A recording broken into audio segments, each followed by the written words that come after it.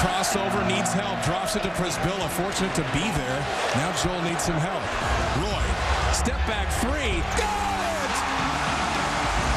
And he went down, thought he might have a four-point play. Roy with 39. Those who know, and those who didn't know do now.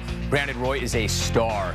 Easy to see how he might be off the grid for some people, balling in the Pacific Northwest, but not after dropping 42-7 and 0 turnovers on the Houston Rockets last night. And it's not just the numbers, it's who he hung them on in the situation they were in. You drop 42 on a team that has defenders like Ron Artest and Shane Battier and Yao Ming clogging up the middle, and you are cold-blooded.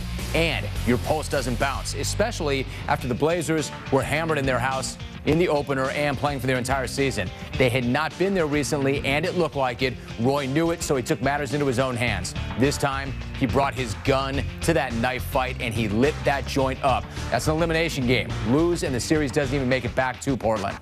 It's hard winning games in the playoffs, and it takes a lot of work. But I'm glad we're able to get this experience now, and we finally got to win, and we know what it takes to win in the playoffs. You got to give it 110% every game. You know, Houston's not going to let up, and I think tonight we finally matched that intensity, and we know what it takes now. So now we have to, take this on the road, which will be even harder.